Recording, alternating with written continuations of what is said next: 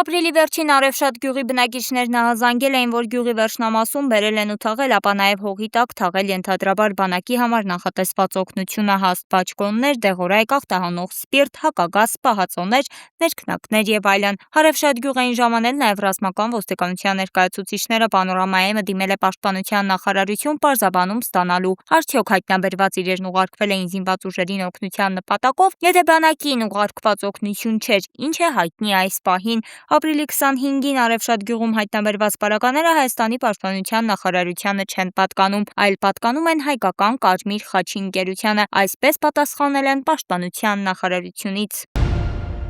Ուկրաինայի առաջնորդ Վլադիմիր Զելենսկու մասնակցությամբ հաղթանակի օրվան ընթառաջ Հայաստանում գագաթնաժողովի անցկացումը չի կարելի անվանել բարեկամական քայլ Ռուսաստանի նկատմամբ։ Այս մասին Տելեգրամյան իր ալիքում գրել է Պետդումայի խոսնակ Վյաչեսլավ Վոլոդինը։ Նա նշել է, որ Երևանյան միջոցառմանը եկել էին հանրապետության վարչապետ Նիկոլ Փաշինյանի բազմաթիվ հյուրերը, իսկ Զելենսկին ըստ ռուս պատգամավորի եղել է Հայաստանի կառավարության ղեկավարի անձնական հյուրը։ Նիկոլ Վովայի արարքը չի կարելի անվանել բարեկամական քայլ մեր երկրի, Ռուսաստանի քաղաքացիների ու հայ ժողովրդի նկատմամբ, նշել է Վոլոդինը։ Նա բացատրել է, որ այս իրավիճակում խոսքը բարոյականության ու պարկեշտության մասին է, այլ ոչ թե առանձին պետությունների ինքնիշխանության։ Ռուս եւ հայ ժողովուրդների մեջ ձևավորվել է ամենասերտ հարաբերություններից մեկը։ Ընդ որում Ռուսաստանի Դաշնությունում գրեթե նույնքան հայ է ապրում, որքան հանրապետությունում, ասել է խորհրդարանականը։ Վոլոդինը եկել է այն եզրակացության, որ Ռուսաստանի Դաշնության ու Հայաստանի հարաբերություններում ավելի մեծ լարվածություն է լինելու։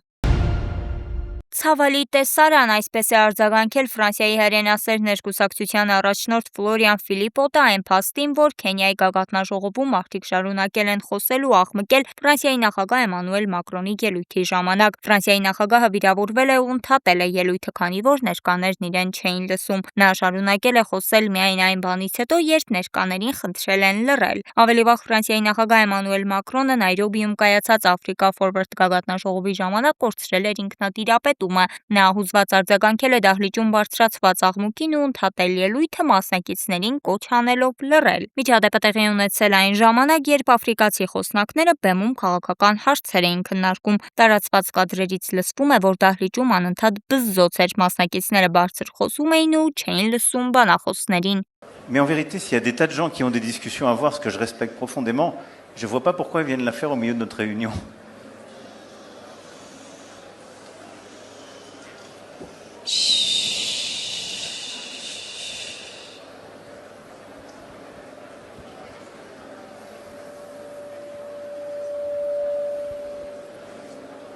Ok.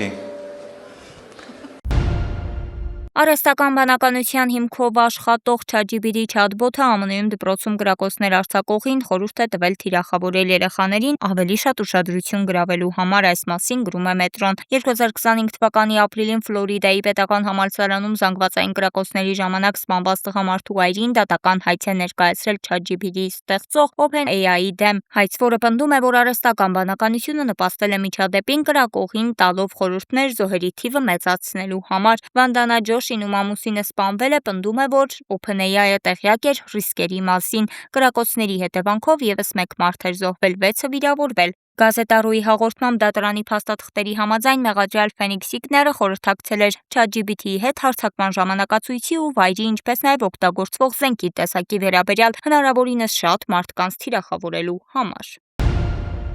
Դեն Բիլզերյանը պաշտոնապես մտել է քաղաքական պայքարի մեջ ու ցանկանում է լինել կոնգրեսում։ Ֆլորիդայում իրավիճակը թեժանում է։ Կոնգրեսական Ռենդի Ֆայնը փոխանակ քննարկելու քաղաքականությունը հարձակվել է Բիլզերյանի հայկական ծագման վրա, ասելով, թե հայրին չպետք է թույլ տալ լինել կոնգրեսում։ Բիլզերյանը պատասխանել է, որ Ֆայնը պարզապես վախեցած է։ Ամերիկայի հայդատի հանձնախումբը ու այլ կոնգրեսականներ արդեն խստորեն դատապարտել են այս ռասիստական հայտարարությունը։ Ամերիկայի հայդատի հանձնախումբը հայտարարել է, որ ատելությամբ լցված Մոլերանդի տեղը կոնգրեսում չէ։ Հիշեցնենք, որ Դեն Բիլզերյանը, ով ունի Հայաստանի Հանրապետության քաղաքացիություն, հենց նրա հիմնական մրցակիցն է ընտրություններում։ Հավելենք նաև, որ վերջինս Իսրայելի կողմից ներառված է անտիսեմիտների թոփ 10-յակի մեջ։ Դե ինչ ավելին իմանալու համար հետևեք Պանորամայեմին ու բաժանորդագրվեք մեր ալիքին։